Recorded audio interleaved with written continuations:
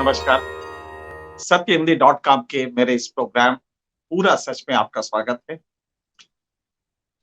पूरा सच आपको आज खास करके इस बात पे दिखाएंगे कि आमतौर पे ये इंप्रेशन है कि मोदी जी वहां गए और पूरी दुनिया में झंडा गाड़ दिया।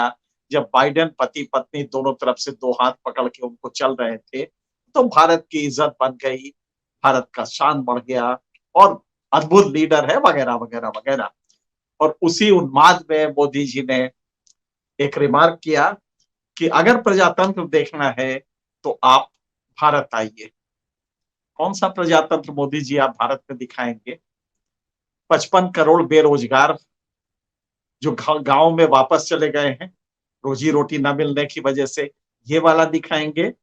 या आज की घटना आपको बताए अपने व्यूअर्स को कि एक पत्रकार ने ट्वीट किया, बराक ओबामा का एक कमेंट था कि भाई भारत में बहुत चीजें मुसलमानों को लेके बहुत कुछ हो रहा है। ये बराक ओबामा ने अभी मोदी जी की यात्रा में कहा था। तो एक जर्नलिस्ट ने ट्वीट किया कि भाई इसको भी दिखाना चाहिए। तो उस पे असम का चीफ मिनिस्टर रीट्वीट किया और बोला कि यहां भी बहुत सारे हुसैन ओबामा हैं, सबको हमारी पुलिस ठीक करेगी। आप जरा सोचिए, ये वाला प्रजातंत्र दिखाएंगे कि आपका चीफ मिनिस्टर, पूर्व राष्ट्रपति अमेरिका का, जिससे आप खुद गलबैयां करते रहे हैं, उसको वो हुसैन ओबामा कहेगा संविधान की शपथ खाके, और कहेगा कि हिंदुस्तान में भी बहुत सारे हुसैन ओबामा हैं। ओबामा एक आपके यहां पैदा हो जाए तो कम से कम हेमंत बिस्व शर्मा और नरेंद्र मोदी के लिए खतरा हो जाएगा, क्योंकि बराक ओबामा, जिसको आप हुसैन ओबामा कह रहे हैं, वो अमेरिका को दुरुस्त कर दिया था, अमेरिका को बहुत परिवर्तन किया था अमेरिका में। तो लिहाजा हेमंत बिस्व शर्मा का ये कहना एक लग रहा है कि अज्ञानता का चरम है, और जो डिक्टेटरशिप होती है ये उसका एक खास एक पहलू है। मैं अक्सर सोचता हूं कि मोदी जी बड़े फक्र से विदेश की सरजमी पे बताते हैं कि भारत का प्रजातंत्र इसके डीएनए में है। उन्होंने अभी कहा, मोदी जी प्रजातंत्र डीएनए में हो चाहे ना हो, कल पूरा देश 25 तारीख को इमरजेंसी के 47 साल याद रखेगा, खास करके बीजेपी का जो समर्थक लोग हैं। 47 साल पहले क्या हुआ है ये तो वो याद रखेंगे, लेकिन कभी कभी हंसी आती है कि इमरजेंसी दो तरह की होती है। एक तो संविधान के सारे जो लिबर्टीज है, जो डेमोक्रेटिक नॉर्म्स है, उसको सीज करके जो इंदिरा गांधी ने किया था। एक दूसरा भी होता है जो संवैधानिक फ्रेमवर्क में रह के ही इमरजेंसी के सारे तत्व लागू कर देता है, लेकिन कोई पकड़ना चाहेगा तो नहीं पकड़ पाएगा। आप उदाहरण दीजिए, भारत में मीडिया खत्म हो गई है, मीडिया बिल्कुल नहीं है। ये तो कहिए एहसान है सोशल मीडिया का कि हम लोग आपसे मुखातिब हो पा रहे हैं। फॉर्मल मीडिया खत्म हो गई, वो केचुआ बन गई है। मालिकों पे दहशत है कि अगर जरा सा भी हमने अमेरिका में मोदी का जो जो विरोध हुआ था वो दिखा देंगे, अमेरिका में 75 एमपीज ने जो मोदी के खिलाफ लिखा था वो दिखा देंगे, वहां पे कैसे पब्लिक मोदी के यहाँ पे जो कुछ कर रहे हैं उसको लेके प्रदर्शन कर रहे हैं वो दिखा देंगे, तो अगले दिन उनके ऊपर छापा पड़ जाएगा। एक छोटा सा उदाहरण देते हैं। एनजेएसी जब बनाया मोदी जी की सरकार ने जुडिशरी पे नकेल कसने के लिए, तो उसका जो तरीका बनाया, उसमें बिना सरकारी व्यक्ति के जो नुमाइंदा होता, उसके रजामंदी के जजेस अपने हिसाब से कुछ भी नहीं कर सकते थे। मतलब वीटो पावर सरकार के पास थी। एक दूसरा उदाहरण लीजिए, जीएसटी बना, राज्यों के जो टैक्स होते थे, वो सारे जो टैक्स होते थे इनडायरेक्ट, उसको जीएसटी में मर्ज कर दिया गया। अब केंद्र ये सब टैक्स वसूल रही है और राज्यों को दे रही है। राज्यों को बड़ी नाराजगी है। तो उसका देखिए जवाब क्या है। इससे आपको पता लगेगा कि इमरजेंसी कॉन्स्टिट्यूशनल फ्रेमवर्क में कैसे हो सकता है। जीएसटी का एक नियम है कि साहब राज्यों की जो वोटिंग होगी, 2/3 शक्ति राज्यों के पास होगी। मतलब वोटिंग की संख्या राज्यों की 2/3 होगी, जाहिर है बाकी 1/3 केंद्र की होगी। लेकिन इसका दूसरा जो वो है कि किसी भी प्रस्ताव को पारित करने के लिए 75% वोट चाहिए। मतलब कि अगर केंद्र ने इल्ले कर दिया तो वो प्रस्ताव राज्य पारित नहीं। कितना खूबसूरत है ये, आप गौर से सोचें। मोदी का ये पूरा का पूरा जो इमरजेंसी है, जो कॉन्स्टिट्यूशनल फ्रेमवर्क में है, वो इसी के तहत काम करता है। देखने में लगेगा सब तो कानून सम्मत है। आप 2/3 तो आपको दिया है, राज्यों को दिया है। राज्य भी देखने में लगेगा कि हाँ साहब बिल्कुल सही है। लेकिन कुछ भी पास नहीं होगा जब तक कि 75% नहीं होगा। 75% कब होगा? जब केंद्र सरकार चाहेगी। तो लिहाजा जीएसटी में बिना केंद्र सरकार के आप कुछ नहीं कर सकते। सुप्रीम कोर्ट ने आर्टिकल 239(4) आपने देखा होगा कि 239(a)(4) को गलत बताते हुए अरविंद केजरीवाल के दिल्ली शासन को बहुत सारे पावर्स देने की बात कही। एक फैसला था जो कि कॉन्स्टिट्यूशन बेंच ने किया। अगले दिन ऑर्डिनेंस लाके भारत सरकार ने एक दूसरी बॉडी बना दी जिसमें अरविंद केजरीवाल भी रहेंगे, चेयरमैन ही रहेंगे उस कमेटी के, लेकिन बिना 2 के पास नहीं होगा और बाकी 2 जो होंगे वो केंद्र सरकार के नुमाइंदे होंगे। अरविंद की सरकार फिर खत्म हो गई क्योंकि वीटो पावर उनके नुमाइंदे के पास होगा। तो ये जो इमरजेंसी है ये अलग है। मुझे याद है एक चीफ मिनिस्टर, जब मेरे जमाने में, जब हम आज से ये करीब 30 साल पहले की बात है, 20 साल पहले, तो मुझे याद आ रहा है 20 साल पहले की बात है, 2003 या 4 की बात है। उस चीफ मिनिस्टर ने, जो आज देश का बड़ा नेता है, उसने कहा कि साहब आपका रिपोर्टर, मुझे कंप्लेंट किया कि आपका रिपोर्टर कांग्रेस से पैसे खा के हमारी सरकार के खिलाफ खबर चला रहा है। तो मैंने कहा कि हम इंक्वायरी कराते हैं, अगर ये गलत होगा तो बिल्कुल उसको 1 मिनट भी वो संस्था में नहीं रहेगा और बाकी भी काफी कुछ उसके साथ होगा। लेकिन उन्होंने कहा कि नहीं नहीं, आप इसको आज ही निकाल दीजिए। तो मैंने कहा कि नहीं, इंक्वायरी तो करेंगे ना। तो उसने कहा कि अगर कोई दिक्कत हो तो मैं आपके चेयरमैन से बात करूं। तो मैंने उससे कहा चीफ मिनिस्टर से कि मुख्यमंत्री जी, अब वो रिपोर्टर नहीं निकलेगा, अब हम निकलेंगे। या तो हम निकलेंगे या वो रिपोर्टर वहीं रहेगा। आप दुनिया में कहीं भी चले जाइए, अब या तो नौकरी हम छोड़ेंगे। हमारा चेयरमैन बहुत बड़ी ताकत का था और नैतिक रूप से भी बहुत मजबूत था। लिहाजा इन महोदय चीफ मिनिस्टर ने उनको फोन किया तो उनकी आदत थी कि वो पहले राउंड में बात नहीं करते थे। उनका पीए कह देता साहब मीटिंग में है, हम अभी बात कराते हैं। हमारे चेयरमैन का फोन आया मेरे पास कि भाई क्या बात है, फला चीफ मिनिस्टर हमें फोन कर रहा था, वो तो तुम्हारा परिचित है। तो मैंने कहा ये बात थी, वो रिपोर्टर को निकलवाना चाहते थे। हमने कहा इंक्वायरी करेंगे। तो बोले ठीक तो कहा तुमने। तो मैंने कहा कि बहरहाल, तो उन्होंने कहा हम बात नहीं करेंगे। हमने कहा नहीं, बात कीजिए उनसे, लेकिन ये किस्सा है, बात तो कर लीजिए। उन्होंने बात किया, एग्जैक्टली यही कहा कि इंक्वायरी करेंगे, अगर गलती होगी तो बिल्कुल निकाल। ये ताकत होती थी। एक रेल मंत्री हुआ करता था, हमारे एक रिपोर्टर ने उनके यहाँ काफी कुछ घपला हुआ था, उसका एक स्टोरी किया और दिन भर प्रोमो चला, शाम 7 बजे उसको दिखाना था। रेलवे मंत्री का मेरे पास फोन आया। तो जैसे उनका फोन आया तो मैंने कहा जी प्रणाम मंत्री जी, प्रणाम। तो उन्होंने बिल्कुल गुरूर में कहा कि क्या दिमाग खराब हो गया है, जो चाहोगे आप लोग चलाओगे, अगर ऐसा नहीं हुआ तो मैं अभी चेयरमैन से बात करता हूँ, ये स्टोरी रुकवाओ। तो मैंने कहा कि रेल मंत्री जी, जब आपने फोन किया था तो मैंने आपको प्रणाम किया था, लेकिन अब अगला सेंटेंस कहिए बदतमीजी का। आपने वैसी बदतमीजी जिंदगी में नहीं सुनी होगी जिस भाषा में हम बात करेंगे। उनके पसीने छूट गए। उन्होंने कहा अरे कैसे बात करते हैं, ऐसे बात करते हैं। हमने कहा नहीं, तुम्हारे जैसे प्रजातंत्र के कोड के लिए यही भाषा सही है। और हम बदस्तूर कायम रहे, हमारी नौकरी भी चलती रही, पत्रकारिता भी चलती रही। आज एक केंद्रीय मंत्री एक करेस्पॉन्डेंट को, जो बेचारा जिले का संवाददाता है, जिसको कि पर स्टोरी पैसे मिलते हैं, बेहद कमजोर होता है, उसको धमकी देती है कि तुम्हारे मालिक से बात करेंगे, और वो रिकॉर्ड हो रहा है, वो जानती है कि रिकॉर्ड हो रहा है, और अगले दिन वो रिपोर्टर, वो संवाददाता निकाल दिया जाता है। ये मालिक है और ये वो मंत्री है। ये 20 सालों में ये मोदी जी की इमरजेंसी इस फॉर्मेट में है कि आपको हेमंत शर्मा मिलेंगे, आपको ये मंत्री मिलेंगी, महिला मंत्री मिलेंगी, और इसी तरह के। अगर आपको लगता है कि इससे आपकी इमेज बन रही है तो आपको अंदाजा नहीं है। मीडियोकर्स रख के अगर आप चाहें कि आप बहुत दिन तक शासन चला लें तो ये हो नहीं पाता है।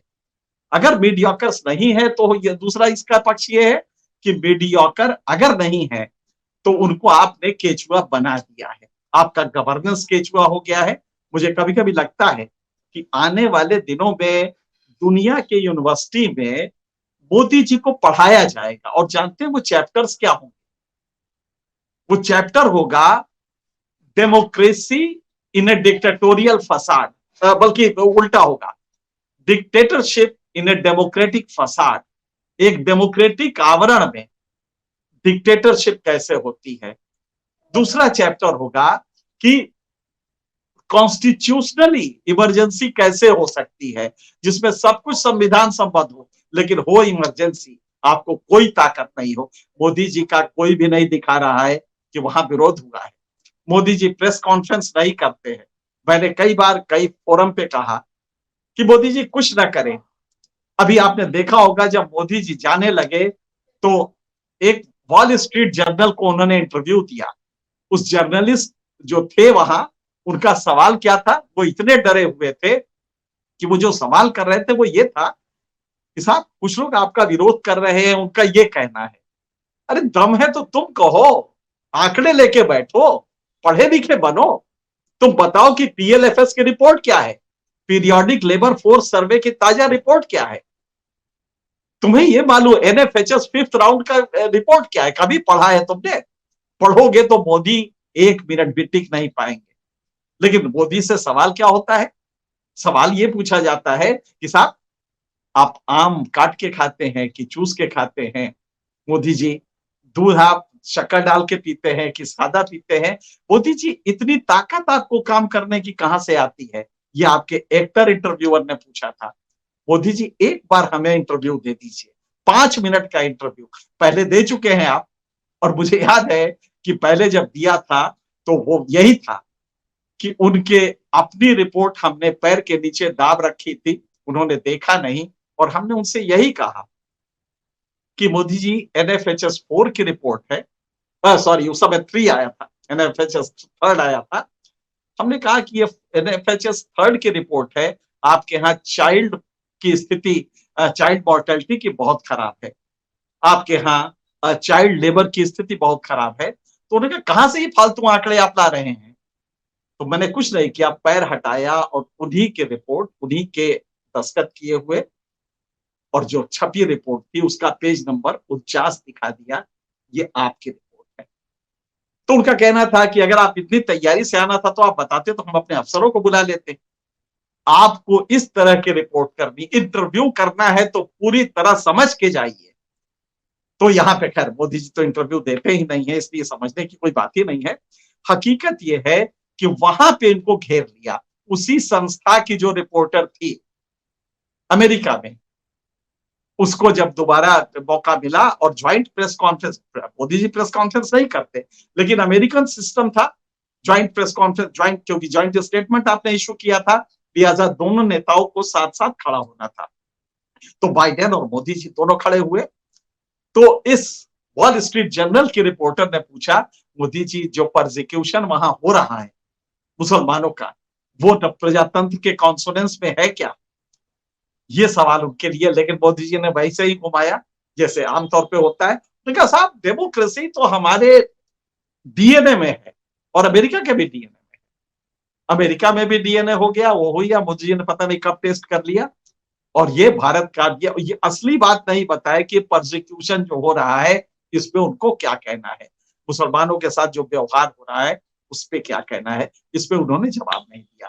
तो क्या होता है कि तर्कशास्त्र में एक अच्छी चीज होती है कि जब आपको जवाब ना देना हो तो उसका विस्तार कर दीजिए, आप फिलॉसफी में चले जाइए, मानव, आत्मा, आप ये सब बोलने लगे। मोदी जी ने उसी का सहारा लिया। तो ये तो यहां पे किया, लेकिन हकीकत ये है कि अगर इमरजेंसी की बात की जाए तो 47 साल पहले क्या हुआ था वो तो एक लीगल कॉन्स्टिट्यूशनल उसमें था जिसमें शक्तियों का दुरुपयोग हुआ था। लेकिन मोदी जी, ये वाला सीखने की जरूरत है। दुनिया की यूनिवर्सिटी में पढ़ाया जाएगा कि आप प्रजातंत्र के आडंबर में रहते हुए इमरजेंसी कैसे लगा सकते हैं। आपका मीडिया केचुआ बन गया है। आपका मीडिया का किसी का हिम्मत नहीं है कि आज किसी चीफ मिनिस्टर, आप अपनी तो छोड़ दीजिए, आप अपने गृह मंत्री की छोड़ दीजिए, लेकिन आप के किसी भी आदमी से सवाल कर सके, आपके प्रवक्ताओं का गुरूर देखते बनता है। तो हकीकत यह है कि इमरजेंसी जो असली है वो आज आई। हमें सतर्क इस पे होना है कि इस इमरजेंसी को हम कैसे काउंटर करें, क्योंकि इसमें आवरण वही होगा प्रजातंत्र का। चुनाव भी होंगे, बहुमत भी होगा, बहुमत नहीं होगा तो पैसे देके बहुमत हासिल कर दिए जाएंगे, जिसका आरोप अभी 3 दिन पहले कर्नाटक में लगाया गया। अभी आपने देखा होगा मध्य प्रदेश की सरकार किस तरह से दाएं बाएं की गई।